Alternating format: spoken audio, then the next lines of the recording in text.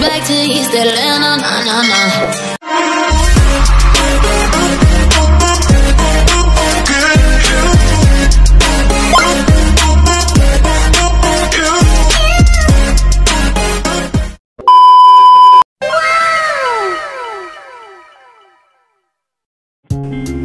Hello guys, share ko lang po tong munggo guys. Ang dami palang benefits nito. Ang dami palang benefits nito guys sa ating kalusugan guys. Kaya maganda palang kumain talaga tayo ng munggo guys. Maganda sa ating kalusugan.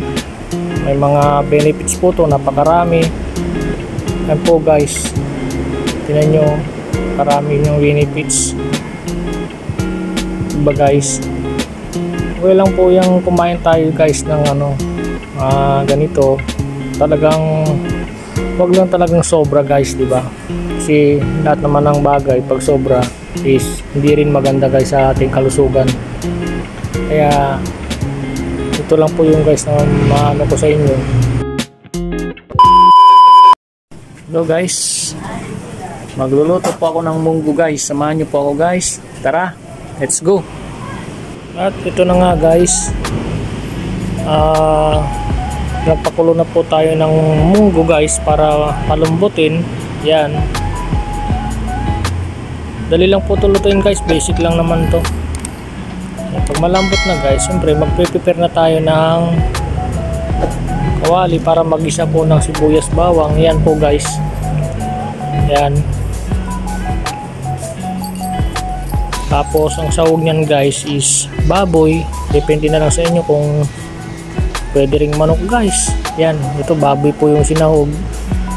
Yan, pwede rin pong chicharon, lagyan natin kung may chicharon kayo. Yan guys, yan nga pala guys, nilagyan ko siya ng pork cubes. Wow yan naman, wow. Yan guys, wow. Ganyan lang naman. Lagyan nyo ng konting tubig para hindi dumikit yung sabaw ng munggo guys. Yan, napaka basic lang naman ito lutuin guys yung munggo. Yan, mabilis lutuin, masustansya pa. Yan, maya maya ilagay natin itong munggo. Yan, boost na natin.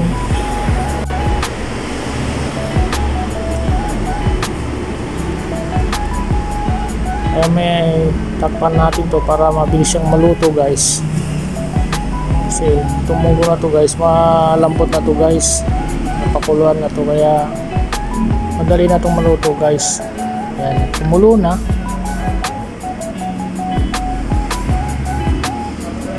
Timpla natin ng konting asin guys. Tansyahin lang natin guys kasi pangit naman yung sobra, mahirap mag-adjust. Po guys, yan, mas maganda yung kulang guys kasi a few moments later madadagdagan mo kaysa po yung sobra ng asin, mahirap po mag-adjust. Yan, lalagyan natin ng gulay guys. Napakasustansya guys, lagyan natin ng gulay. Ito lokbati guys kasi wala po akong makuhang malunggay. Alam nyo ba yung lokbati guys is napakasustansya po. Yan, yan po yung nilagay ko sa munggo guys.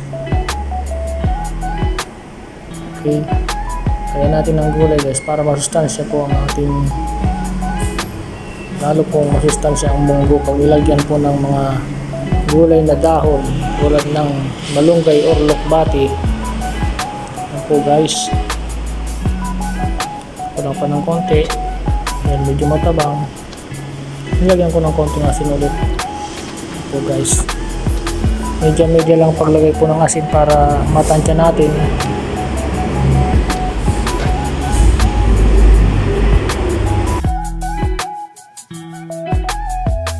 Sinasaludoan kita. Hey!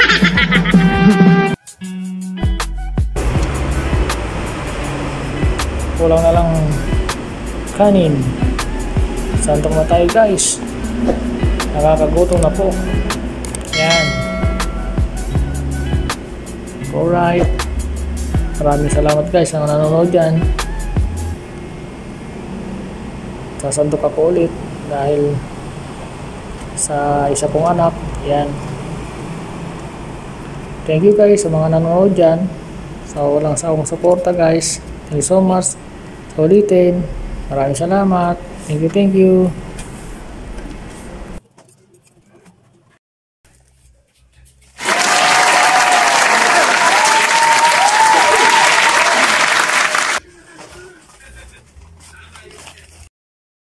Thanks for watching. Subscribe Rob's Vlog. Like and share.